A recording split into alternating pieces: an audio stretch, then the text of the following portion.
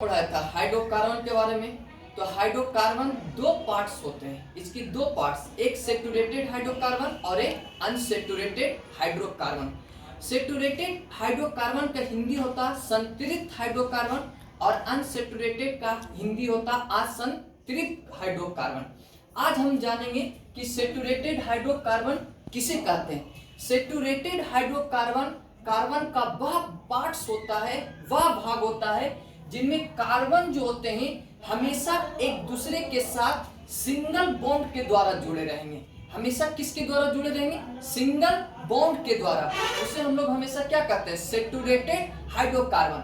जैसे आप देख सकते हैं कि यदि यहाँ पे यदि कार्बन के साथ जुड़ा है तो इनके बीच हमेशा एक सिंगल बॉन्ड बना है।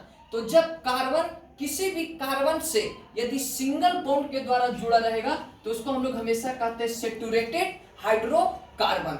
अब देखिए, जो सेचुरेटेड हाइड्रोकार्बन है, इसी सेचुरेटेड हाइड्रोकार्बन को हम लोग अल्केन के नाम से जानते हैं। इसी को किस नाम से जानते हैं? अल्केन के नाम से। अब देखिए, दुनिया में जितना भी इंसान है सबका अपना अपना पहचान, कोई श्याम, कोई राम, कोई सीता, ये सब अपनी पहचान होता है। उसी प्रकार जो हमारे सेचुरेटेड हाइड्रोकार्बन है, इसकी भी अपनी खुद का पहचान है। और इस सेचुरेटेड हाइड्रोकार्बन का जो सूत्र होता, जो फार्मूला होता, जो अपनी पहचान होता है, उसे हम लोग CnH2n+2 के द्वारा लिखते हैं। इसीलिए कहा जाता है कि जो हमारा मोलिक्यूलर फार्मूला जो होता है अल्केन का, वो CnH2n+ क्या होता है? 2। एन क्या बतलाएगा? एन हमें कार्बन की संख्या बतलाएगा। यदि हमारे पास कार्बन की संख्या 1 है तो इस कार्बन का क्या नाम होगा? यदि कार्बन संख्या 2 है तो इसका क्या नाम होगा और इसका अनुसूत्र क्या होगा? तो हम इसके आगे अब देखेंगे कि 1 से लेके 20 तक कार्बन का क्या क्या नाम होता है।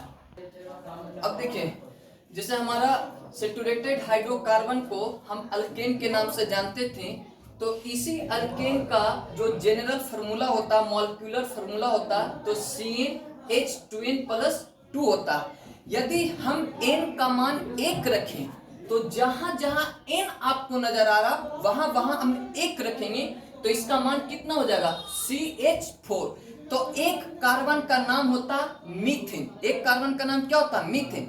यदि हम n की संख्या 2 ले लें तो जहां जहां n है वहां वहां हमें कितना रखना पड़ेगा? 2। तो जहां हम 2 रखें तो हमने देखा कि कार्बन 2 के पास टोटल हाइड्रोजन की संख्या कितना आ गया?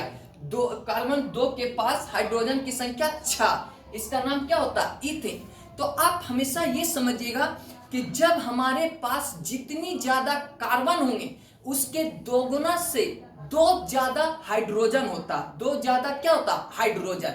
इसीलिए हम लोग कहते हैं कि अल्केन में हमेशा कार्बन एक दूसरे के साथ जो जुड़ा रहता है वो हमेशा सिंगल बॉन्ड के द्वारा जुड़ा रहता है। जैसे आप देखिए, हम एक टेबल बना दिए हैं जहां पे कार्बन 1 से लेके कार्बन 20 तक का नाम है। यदि कार्बन 1 का नाम आपसे कोई पूछता है तो इसका नाम होता है मीथेन। इसका नाम क्या होता है? मीथेन। और कार्बन 2 का नाम इथेन। अभी हमने आपको बतलाया कि जितने कार्बन होंगे उसके 2 गुना में 2 जोड़ देना। 2 गुना में 2 जोड़ देना। जैसे कार्बन 3, तो 3 का दुगुना 6, इसमें जोड़ना कितना? 2। तो 6 दू कितना हो गया? 8। तो कार्बन 3 के पास हाइड्रोजन की संख्या कितना? 8। इसका नाम होता प्रोपेन। इसका नाम क्या होता? प्रोपेन। उसी प्रकार कार्बन 4 का नाम होता ब्यूटेन।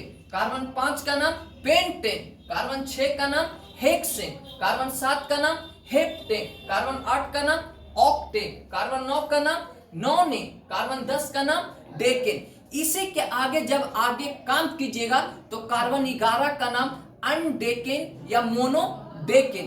कार्बन 12 का नाम डाइडेकेन। कार्बन 13 का नाम ट्राइडेकेन।